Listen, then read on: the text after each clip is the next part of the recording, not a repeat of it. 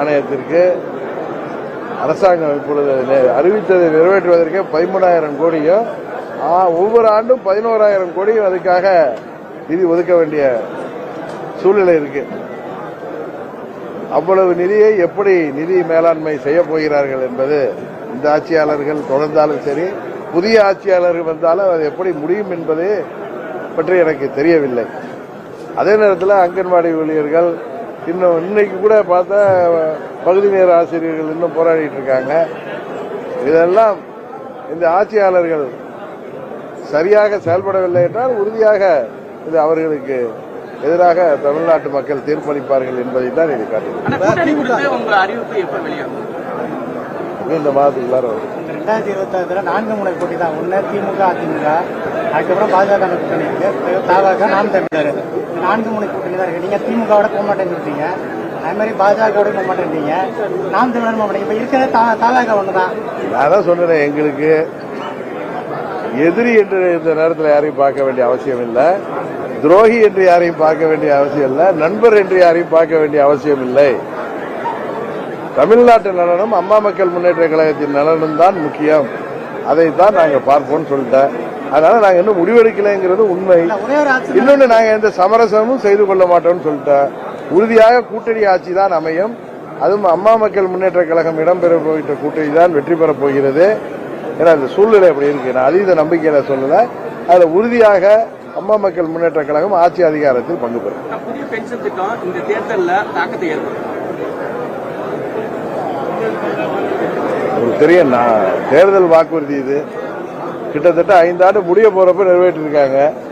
இன்னும் சொல்ல போனா எப்படியோ அவர்கள் ஜாக்டோஜியால ஒரு மகிழ்ச்சியா இருக்காங்க. அதே நேரத்தில் இதை எப்படி இவர் நிறைவேற்ற போகிறார்கள்? ஏன்னா கடுமையான நிதி நெருக்கடி இருக்கு.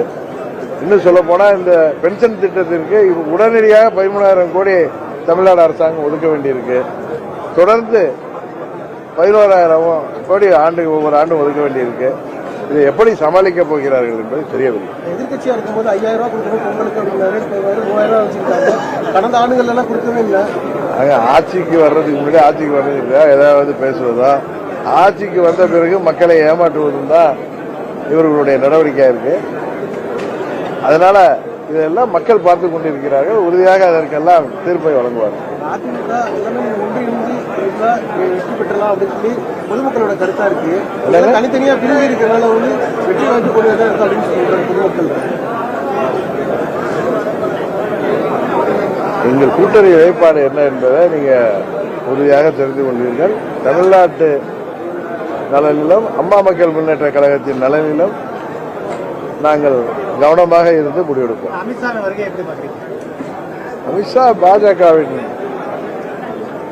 மாநில தலைவர் நயினா நாகேந்திரன் அவர்களுடைய சுற்றுப்பயண நிறைவு விழாவுக்கு நேற்று வந்திருந்தாரு. இன்றைக்கு கூட பொங்கல் விழாவில் கலந்துக்கிறாரு, கோயிலுக்கு சென்றாருங்கிறத நான் பார்த்தேன். யாரும் எதிரி இல்லை, யாரும் இல்லை சார், நான் தான் கிளிப்புள்ள மாதிரி எனக்கு முன்னால் பேசிய நிர்வாகிகள் பேசியதுக்கு நான் சொன்னேன், பேசுறாங்க, நீங்க எதிரியோடா துரோகியோடா இல்ல நண்பர்களோடான்னு முடிவு செய்யணும் தலைவருக்கு அது அதிகாரம்னு சொன்னாங்க. நான் சொன்ன இந்த தேர்தலில் தமிழ்நாட்டு நலனும் அம்மா மக்கள் முன்னேற்ற கழகத்தின் நலனும் தான் முக்கியம். அதனால துரோகி யாரு எதிரி யாரு நண்பர் யாருன்னா பார்க்க வேண்டிய அவசியம் இல்லை. தமிழ்நாட்டின் நலனையும் நமது கட்சியின் நலனையும் மனதில் கொண்டு முடிவெடுப்போம்னு சொன்னேன். அதை பற்றி தான் நாங்கள் எடுக்க போறோம். அதை பொறுத்து இருந்து பார்க்க. பல மூத்த நிர்வாகிகள் அரசியல் கட்சியினர் தாவேகாவை அணுகி பேச்சுவார்த்தையில் ஈடுபடுறாங்க. அது தாவேகாவுக்கு எந்த அளவுக்கு பலத்தை ஏற்படுத்தும்? பல மூத்த நிர்வாகிகள் எந்த மூத்த நிர்வாகி எந்த கட்சியோட மூத்த நிர்வாகி? எம்ஜிஆர் காலத்துல இருந்து இருக்காங்க, இப்ப தாவேகாவுக்கு போயிருக்காங்க. யாரு? ஜேசிடி பிரபாகர். அதனால அது அவருடைய விருப்பம், அவர் போயிருக்காரு. அதை பத்தி நான் என்ன கமெண்ட்